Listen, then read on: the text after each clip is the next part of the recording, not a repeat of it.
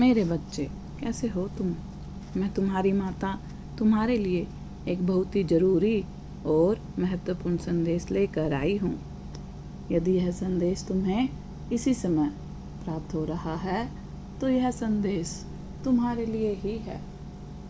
मेरे बच्चे, आजकल तुम मुझे बहुत उदास और निराश नज़र आ रहे हो।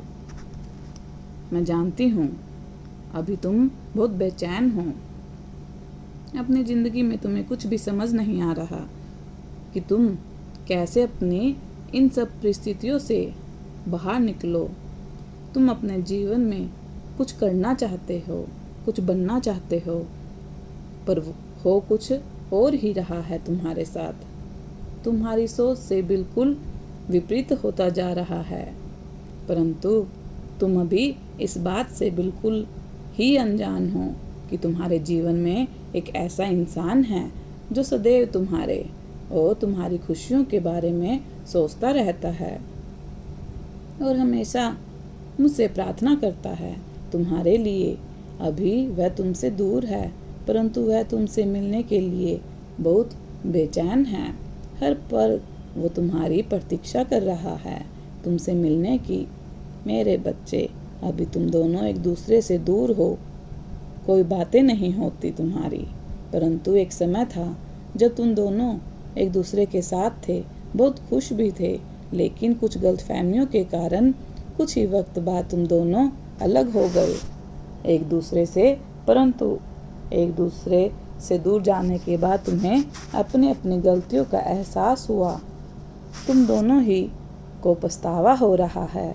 अब अलग होने के बाद वह तुमसे माफ़ी मांगना चाहता है, क्योंकि वह तुम्हारे बिना नहीं रह सकता। वह तुम्हारा साथ चाहता है, लेकिन यह बात वह तुमसे कह नहीं पा रहा है। वह बार बार यही सोच रहा है, इसी उलझन में फंसा हुआ है कि तुम अब फिर से उसे स्वीकार करोगे या नहीं। उसने अतीत में जो कुछ भी तुम्हारे साथ किया उसके लिए वह पल पल रो रहा है, अपने किए पर बहुत पछता रहा है। आज भी वह सोचता है कि उस छोटी सी भूल के कारण इतना सुंदर और अच्छा रिश्ता तहस नहस हो गया। मेरे बच्चे, वह पहले से बहुत बदल चुका है। अब उसने खुद में बहुत सुधार किया है। अब तो उसने क्रोध करना भी छोड़ दिया है। किसी पर भी उसने अपने व्यवहार को तुम्हारे लिए पूरी तरह बदल दिया। वह तुमसे बात तो करना चाहता है, पर हिम्मत नहीं कर पा रहा। वह तुमसे मिलकर माफ़ी मांगना चाहता है। मेरे बच्चे, अब तुम स्वयं निर्णय करोगे कि तुम क्या चाहते हो। तुम पुनः उसके साथ रिश्ता बनाना चाहते हो या नहीं। तुम दोनों के बीच जो भी हुआ उसमें दोष तुम्हारा नहीं था। यह दोष तो केवल तुम्हारे समय का था। कभी कभी इंसान को एक दूसरे की भावनाओं को समझने में गलतफहमियां हो जाती हैं। व्यक्ति कई बार अपने क्रोध में अंधा हो जाता है, सही और गलत का निर्णय नहीं ले पाता। मनुष्य हमेशा एक जैसा नहीं रहता, क्योंकि बदलाव तो ब्रह्मांड का नियम होता है। इसीलिए तुम दोनों को भी एक दूसरे से हुई गलतियों को स्वीकार करना चाहिए और व्यक्ति को अपने क्रोध पर नियंत्रण रखना चाहिए।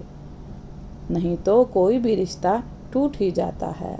रिश्ते तो प्यार से ही बनते हैं, क्रोध से नहीं। इसीलिए इंसान को हमेशा अपनी वाणी पर संयम रखना चाहिए। मैं जानती हूँ मेरे बच्चे, उसने तुम्हें क्रोध में जो कुछ भी कहा वह तुम्हारी भावनाओं को बहुत आहत कर गया। तुम्हारा बहुत दिल दुखा है। उसके व्यवहार से तुम्हें बहुत तकलीफ हुई है, पर उसे तुमसे दूर जाकर यह बात समझ में आ गई कि उसकी बहुत बड़ी भूल हो गई है। उसे ऐसा नहीं करना चाहिए था। यही कारण से अब वह पछता रहा है। तुम दोनों को इस रिश्ते को और एक मौका देना चाहिए। तुम दोनों का जीवन में आगे बढ़ना ही उचित है।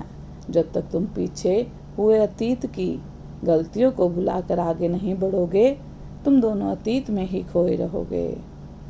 जो तुम दोनों के भविष्य के लिए बिल्कुल सही नहीं है। मेरे बच्चे, इसीलिए एक दूसरे की गलतफहमियों को भुलाकर आगे बढ़ो। मेरा आशीर्वाद तुम्हारे साथ है। सदा खुश रहो, कल्याण हो, तुम्हारा दिन मंगलमय हो। यदि आप अपनी माता रानी पर विश्वास करते हैं तो मेरी इस वीडियो को लाइक, शेयर, सब्सक्राइब करें और अपनी माता रानी का आशीर्वाद प्राप्त करने के लिए जय माँ काली अवश्य टाइप करें। धन्यवाद।